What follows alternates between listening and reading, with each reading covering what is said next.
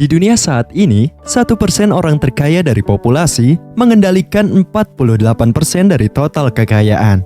Dan 80 individu terkaya memiliki kekayaan yang setara dari setengah populasi dunia, atau sekitar 3,5 miliar orang. Ketika melihat angka-angka ini, tidak bisa dipungkiri bahwa ada perbedaan antara yang kaya dan yang miskin. Banyak orang mengira bahwa orang kaya ini mendapatkan kekayaan mereka karena terlahir dari keluarga yang kaya atau memenangkan lotre. Tetapi kenyataannya tidaklah demikian. Sebenarnya hanya 11 dari 80 individu terkaya yang mendapatkan warisan kekayaan mereka. Sementara 69 lainnya mencapai kekayaan mereka melalui kerja keras dan tekad kuat mereka sendiri. Dan salah satu dari 69 individu ini tidak lain adalah pemodal investor itu sendiri, seperti Warren Buffett. Kebanyakan dari individu kaya ini, misalnya Warren Buffett, dibesarkan dalam keluarga kelas menengah. Tetapi ia menemukan cara untuk mengumpulkan pengetahuan dan keterampilan yang pada akhirnya akan membawanya mengumpulkan kekayaan lebih dari 70 miliar US dollar. Aku yakin kita semua pernah melihat orang-orang yang hidup dalam kemewahan, sementara yang lainnya hidup dengan tidak memiliki apa-apa. Tapi pernahkah kamu berpikir sejenak tentang apa yang sebenarnya memisahkan antara orang yang menjadi kaya raya dari yang tetap miskin? Tentu jawaban yang pasti adalah bahwa orang kaya ini memiliki jauh lebih banyak uang daripada mereka yang miskin. Tetapi hari ini aku akan berbicara tentang alasan di luar nominal dan rupiah. Jika kamu bisa berpikir sampai ke situ, seseorang yang kaya dan seseorang yang miskin bisa tinggal di kota yang sama, memiliki akses ke pekerjaan yang sama, dan keduanya sama-sama hanya memiliki 24 jam dalam sehari.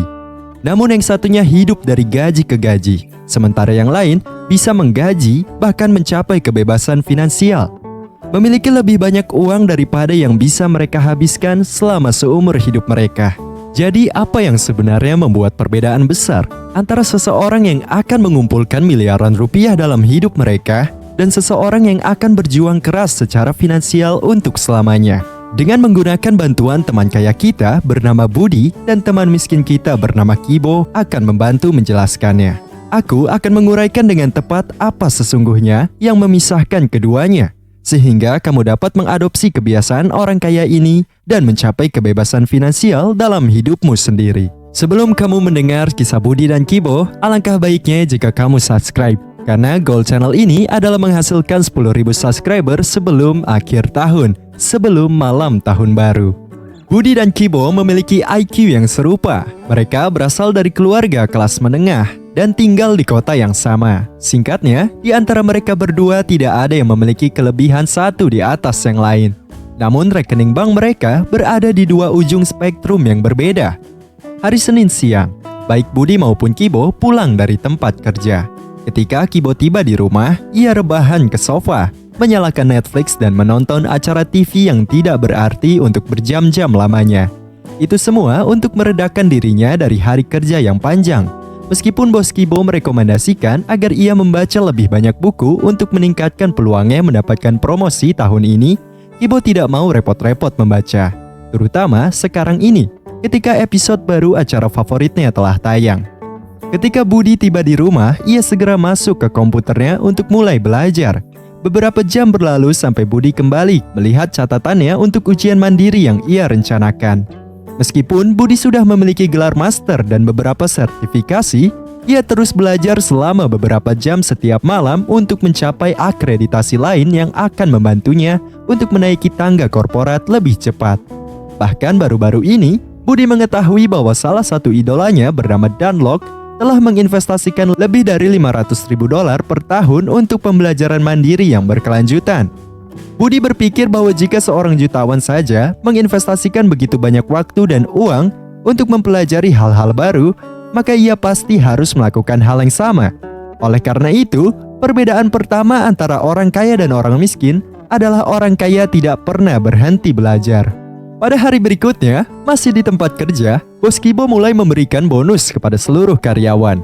Saat Kibo membuka amplopnya, ia melihat bahwa ia hanya mendapatkan bonus sebesar 1,5 juta rupiah. Jauh lebih sedikit dibandingkan dengan semua rekan kerjanya.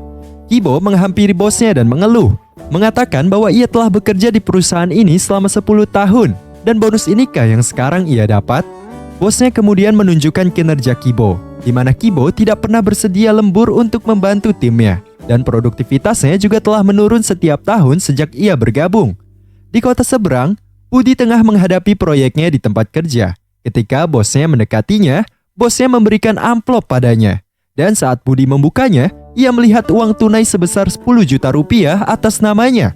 Budi terkejut dan sangat menghargai bonus yang sangat besar itu. Bosnya Budi melanjutkan dengan mengapresiasi bahwa Budi telah bekerja keras belakangan ini. Dan proyek terakhirnya telah menghemat biaya operasional perusahaan sebesar 2,5 miliar rupiah. Jadi sebagai penghargaan atas kerjanya, ini adalah yang paling terbaik yang bisa mereka lakukan. Oleh karena itu, perbedaan kedua adalah orang kaya menjual nilai, sedangkan orang miskin menjual waktu. Minggu berikutnya, Kibo menghitung hari sampai ke hari Kamis, karena itu adalah hari di mana saat dia digaji. Begitu bosnya memberikan slip gaji 2 minggunya, ia akan bergegas ke bank dan segera mengirim pembayaran kepada semua kreditornya. Ia mengirim uang kepada pemilik rumah kontrakannya, kepada perusahaan listrik, dan tentu saja pembayaran bulanan pajak penghasilannya. Ketika Kibo mendekati akhir bulan, ia memutuskan untuk melihat seberapa banyak uang yang sudah ia tabung. Saat ia membuka saldo rekeningnya, ia terkejut bahwa ia bukan hanya tidak berhasil menabung uang sepeser pun, tetapi saldo rekening banknya juga lebih rendah dibandingkan bulan sebelumnya. Kibo tidak tahu kemana semua uangnya pergi. Ketika Budi dibayar 6 juta, secara otomatis dana itu telah dipotong dan dialirkan ke rekening tabungan yang sengaja tidak dapat diakses olehnya. Setelah memastikan tabungannya telah terisi untuk bulan tersebut, Budi kemudian membayar cicilan rumah, membayar tagihan kebutuhan rumah, dan melakukan pembayaran bulanan pajak penghasilannya kepada pemerintah. Pada akhir bulan, Budi tersenyum saat ia melihat sekali lagi saldo banknya telah bertambah, menjadikannya lebih kaya dari sebelumnya. Perbedaan ketiga adalah orang kaya membayar diri mereka sendiri terlebih dahulu, sementara orang miskin membayar diri mereka terakhir. Suatu malam setelah bekerja, Kibo sedang menonton YouTube dan tidak sengaja melihat iklan untuk handphone terbaru dengan spek paling tinggi yang akan dirilis. Handphone tersebut seharga 21 juta. Itu seharga semua uang kerja keras Kibo yang bisa Kibo belanjakan untuk sepanjang tahun. Sementara Kibo mempertimbangkan order pembelian ini, ia juga sangat ingin membeli PS5 yang mungkin belum lama dirilis. Tetapi dengan biaya sekitar 8 juta tidak mungkin bagi Kibo untuk mendapatkan keduanya. Kibo merenung, berharap bahwa bosnya tidak begitu pelit dan memberinya bonus yang lebih besar, sehingga dia bisa membeli keduanya. Setelah lulus ujian, Budi ingin memberi hadiah pada dirinya sendiri atas kerja kerasnya dan memutuskan bahwa ia ingin membeli PS5 dan iPhone 15. Budi juga hanya memiliki anggaran 21 juta untuk pembeliannya, tetapi sangat ingin memiliki antara iPhone 15 terbaru dan konsol PS5. Alih-alih memilih antara keduanya, Budi bertanya pada dirinya sendiri bagaimana caranya agar ia bisa mendapatkan keduanya. Budi berpikir bahwa ia mungkin bisa saja mengambil proyek konsultasi sampingan untuk menghasilkan tambahan 8 juta yang ia perlukan untuk mencapai biaya pas PS5 dan membangun sendiri setup permainan yang sempurna untuk merayakan prestasinya yang besar. Oleh karena itu, perbedaan keempat adalah orang kaya memiliki pola pikir pertumbuhan atau growth mindset, sementara orang miskin memiliki pola pikir tetap atau fixed mindset. Karena Kibo tidak menyukai pekerjaannya, setiap hari ia telah menjadikan pembelian kopi dari Starbucks sebagai bagian tetap rutinitas paginya. Tanpa minuman latte penuh gula itu, Kibo tahu bahwa ia tidak akan sanggup bertahan barang hanya untuk beberapa jam saja di tempat kerja. Sehingga ia lebih senang untuk menukarkan 50.000 setiap hari untuk dosis kafein paginya. Di sisi lain, Budi yang bahkan setiap hari melewati Starbucks pun berpikir, daripada membeli latte mahal, ia lebih suka meminum kopi gratis yang disajikan di tempat kerjanya. Memang, kopi itu tidak seenak kopi Starbucks, tapi baginya ia berhasil menghemat 50.000 sehari untuk segelas kopi. Itu sangat berharga. Kamu lihat, Budi telah mengumpulkan 50.000 itu setiap hari selama setahun. Dan sekarang Budi punya 1.500.000 rupiah yang bisa ia gunakan untuk pergi berlibur ke Borobudur bersama teman-temannya. Budi tahu bahwa menunda kesenangan ini membantu ia mencerminkan sifat teman-teman sebayanya yang kaya, seperti yang dia pelajari saat membaca jurnal studi dari Universitas Temple. Studi tersebut menilai bahwa sikap menunda kesenangan adalah faktor paling penting dalam menentukan kemakmuran. Pekerjaan, pendidikan, lokasi, dan jenis kelamin menduduki peringkat teratas dalam daftar tersebut. Tetapi, menunda kepuasan instan mengalahkan banyak faktor yang lebih tradisional, termasuk usia, ras, etnis, dan tinggi badan. Para peneliti percaya bahwa kemampuan seseorang untuk membayangkan adanya hadiah di masa depan yang lebih besar membuat mereka lebih mungkin untuk tidak tunduk pada kenikmatan jangka pendek. Itulah mengapa menolak minuman latte sehari-hari menjadi lebih mudah ketika membayangkan semua kesenangan yang akan dia dapat di Candi Borobudur bersama teman-temannya. Maka, perbedaan kelima adalah orang kaya memahami kekuatan dari menunda kepuasan, sementara orang miskin mencari kenikmatan sesaat. Saat ekonomi mulai sulit, banyak perusahaan mulai melakukan pemutusan hubungan kerja sebagai taktik dari penghematan biaya. Ketika Kibo duduk di mejanya pada suatu sore, sedang scrolling Instagram dan hanya melakukan yang terpenting untuk menjaga pekerjaannya, ia mendapatkan WhatsApp dari bosnya. WA tersebut mengatakan, "Tolong ya, serahkan laptop dan plaket Anda di meja depan. Kami sudah memutus kontrak kerja dengan Anda." Kibo mulai panik dan bertanya-tanya, lalu bagaimana ia akan membayar sewa dan tagihan sekarang kalau sumber pendapatannya telah hilang? Padahal Kibo selalu percaya bahwa menjadi seorang karyawan berarti ia memiliki pendapatan yang terjamin. Dan setelah dipecat, ia mulai meragukan apakah ini adalah persepsi sesaat yang ia yakini selama bertahun-tahun. Sayangnya Budi juga dipecat oleh bosnya. Dalam wawancara terakhir, bos Budi berbicara selama 1 jam tentang seberapa hebatnya Budi sebagai staf karyawan dan bagaimana ia telah memutuskan kontrak kerja dengan semua karyawan yang lain sebelum akhirnya memutuskan untuk memecat Budi. Budi menerima takdirnya dengan baik dan berterima kasih kepada bosnya atas kesempatan kerja selama ini, serta Budi meyakinkan bahwa ia akan baik-baik saja secara finansial. Kamu dengar itu? Budi tahu bahwa tidak ada pekerjaan yang benar-benar aman. Itulah mengapa segera setelah ia memasuki dunia kerja, ia mulai membangun bisnis online sampingan dan mengisi kolom portofolio saham dividen yang sekarang sudah cukup mapan untuk menjaganya tetap bertahan sampai ia menemukan pekerjaan yang baru.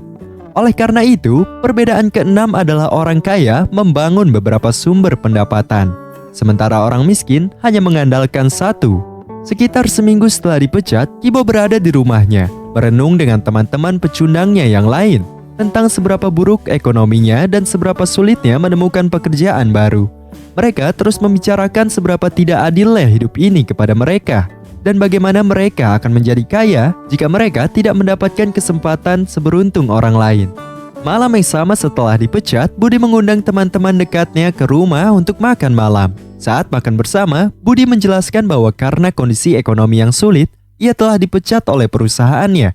Tetapi meyakinkan teman-temannya bahwa sumber pendapatan lainnya akan lebih dari cukup untuk mendukung gaya hidupnya saat ini.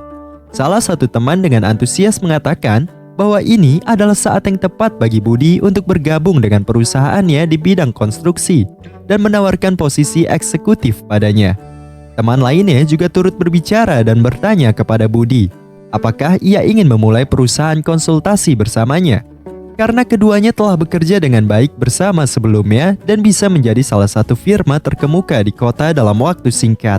Oleh karena itu, perbedaan ketujuh adalah orang kaya mengelilingi diri mereka dengan orang-orang kaya lainnya, sementara orang miskin mengelilingi diri mereka dengan individu yang sama-sama kekurangan. Untuk merangkum perbedaan yang memisahkan orang kaya dari orang miskin adalah orang kaya tidak pernah berhenti belajar. Mereka menjual nilai, bukan waktu. Mereka membayar diri mereka sendiri terlebih dahulu. Mereka memiliki mindset pertumbuhan, bukan mindset tetap. Mereka memanfaatkan kekuatan menunda kepuasan.